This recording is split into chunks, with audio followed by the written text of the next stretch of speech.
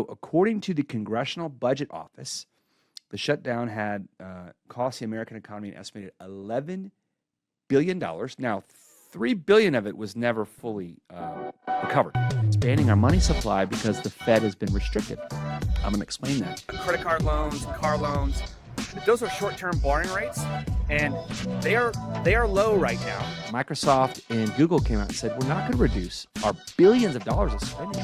Existing home sales, 4 million home sales annual rate. That's with a little drop.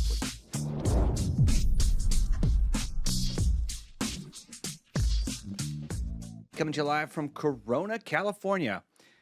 We are in the middle of a government shutdown and massive conference season. I literally have been on the road every week since the last week of July, starting with Core Connect, except for the week before Labor Day weekend and the week after. I have traveled every week, and I'm traveling every week. So we'll see you on the road. Have fun out there. But let's talk about the shutdown. I'll give you a couple insights from our senior management meeting that we had today at PRMG. And I'll give you some good places where you can find some data when the BLS just won't be open for us. I'll put those down in the comments. Okay, so this is the longest shutdown in, the longest shutdown in U.S. history was from December 22nd, 2018 to January 25th, 2019. So that was Trump 1 administration, 35 days. So according to the Congressional Budget Office, the shutdown had cost the American economy an estimated $11 billion. Now, $3 billion of it was never fully recovered. So it's kind of a big deal. And I think, like if we could say, okay, maybe our flood insurance is getting delayed, or maybe this USDA loan is getting delayed but doesn't get denied. It just kind of gets delayed but gets pushed till later. Obviously, we're not as productive with some of our business, but government and all the incentives that come out of our bills, it is a huge driver. So be curious to see if anything happens. I was hoping something would be done this week. We shall see. 34% of Californian homeowners are mortgage free. So we talk a lot about tappable equity, and then there's total equity. So you always hear these numbers: tappable equity, which is like pretty much if you have a mortgage, 80 and under LTV. But there are a lot of homes that don't have a mortgage, which are owned free and clear, which aren't always counted in that tappable equity number. So we're looking at, $29 trillion in actual total equity out there that could be tapped. It's a pretty impressive number, and we are seeing the activity. So just to give you guys a perspective, and I do not think we are alone in this boat. October will be our biggest funding month since the spring of 2022. So obviously we've been waiting for that. Locks were up last month. I am going to San Diego as soon as I cut this video for the PGR, peer group review, Stratmore, together with the Mortgage Banker Association. We get some data together. We start getting a little think tank and start talking about trends and things that are working for us. So I'm really excited to do that. Garth Graham will be there from Stratmore and a whole team of people. Marina Walsh. It's fantastic. So can't tell you anything that comes out of that to you all, but we just got our thoughts together at our senior management today, and now we're trying to think globally and where this market is heading. A lot of lenders are in the same boat right now. We're hiring and we're leaning into this, and then everyone's like, well, how long is it going to last, right? And so you want to make sure we hire intelligently. We've done a really good job of navigating through some of the pitfalls the last couple of years, but I think most lenders want to take advantage of this spurt, want to make some money, and also want to hire into it, and not be left holding the bag. So I will offer a contrarian thought.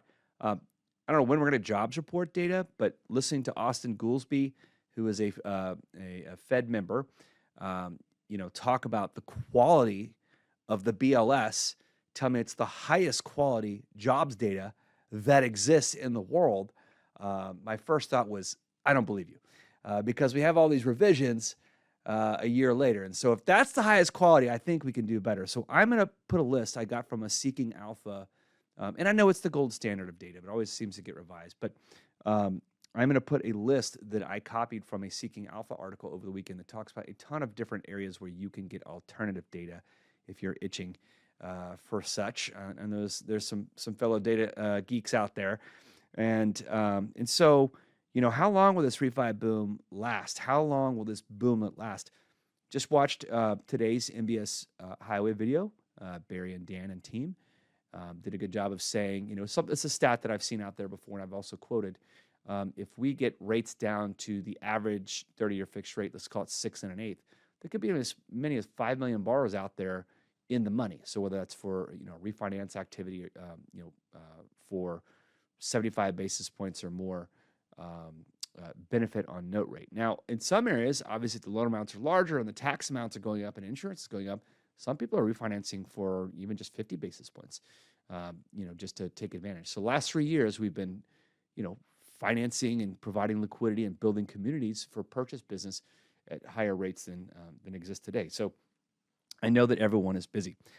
Fifth Third acquires Comerica today for an $11 billion deal, making it the ninth largest bank in America. So I'm sure it'll take some time to go through, but it was announced today. And we're starting to see a couple bankruptcies. First Brands, an Ohio-based supplier of aftermarket auto parts.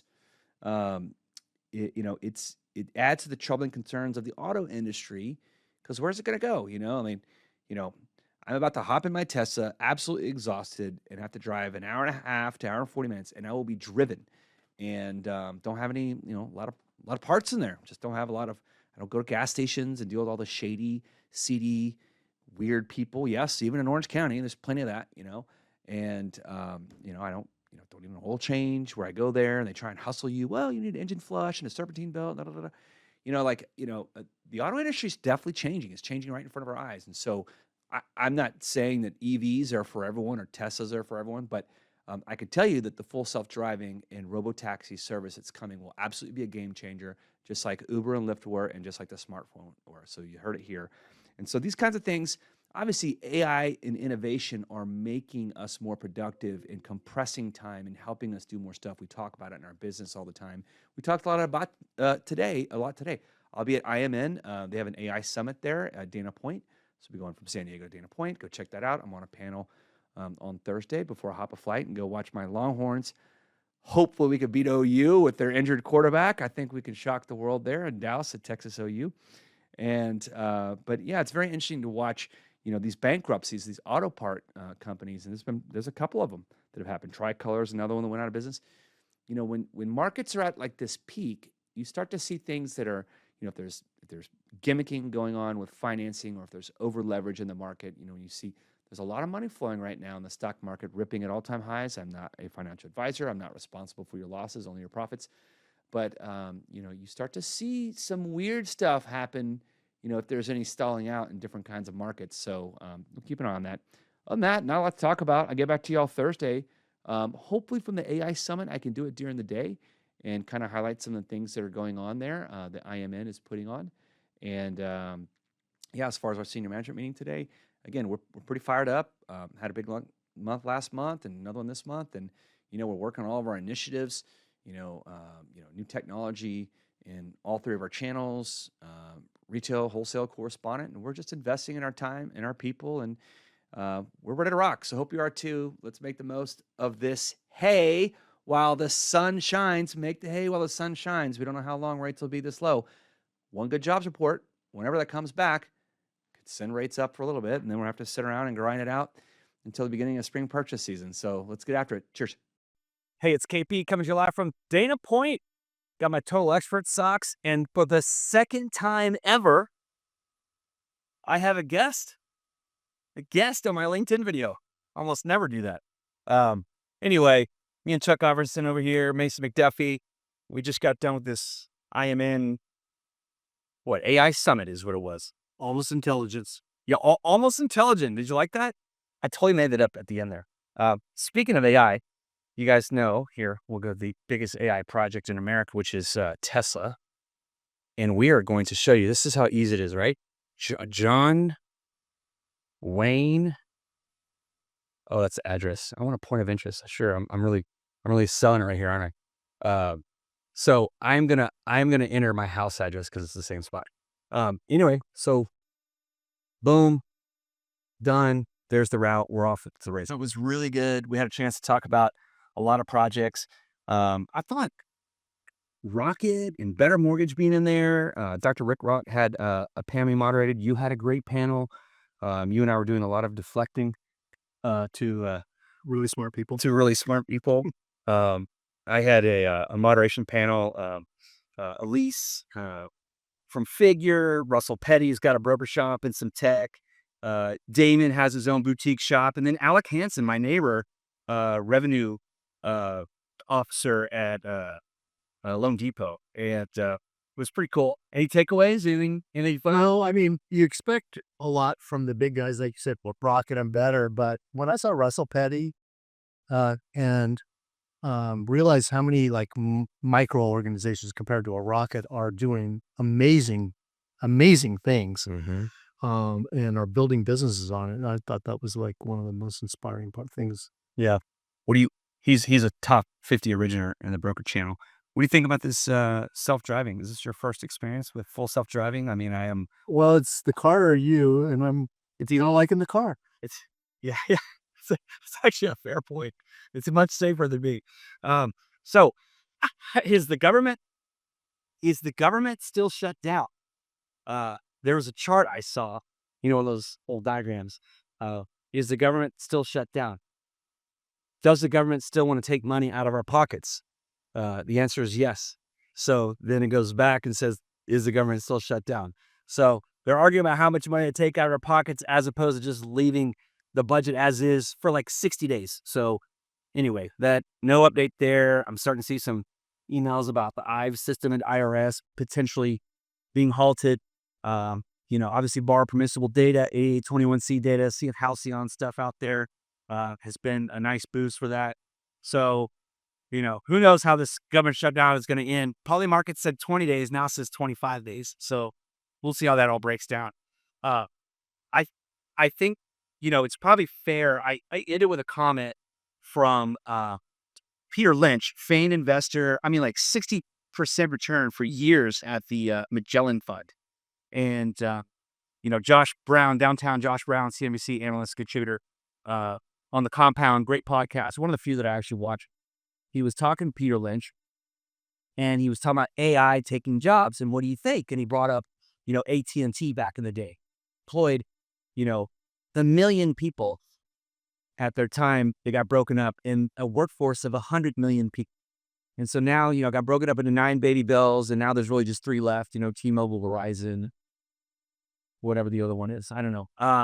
So there's 400,000 people employed at those 3 currently, but there's 153 million people employed in our country. So, he said that small business is really the growth engine, which we know about 55% of Americans are employed through small businesses like ours. Yep. And so there'll be more innovation, there'll be entrepreneurship.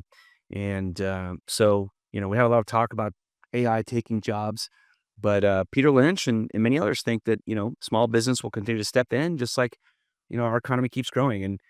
And he left a funny quip there. He said, America innovates, China duplicates, and Europe legislates. So we're in a very innovative, entrepreneurial country with less regulation, by the way. Now we got to keep it up. Any final thoughts? Chuck, you're a good man and a legend. And we've done a lot of work together in California MBA and just trade notes often. I think you want to leave some parting thoughts?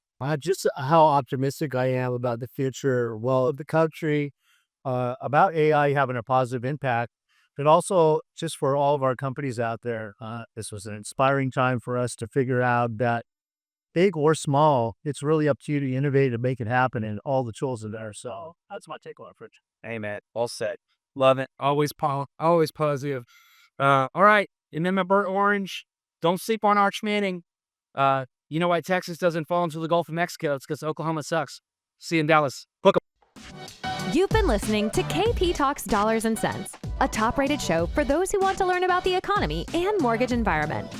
Tune in each week for more episodes, and please leave us a 5-star review on Apple Podcasts and Spotify. Kevin Perenio does not render or offer to render personalized investment or tax advice through KP Talks Dollars and Cents. The information provided is for informational purposes only and does not constitute financial, tax, investment, or legal advice. For more info, follow KP Talks Dollars and Cents on all of our social channels.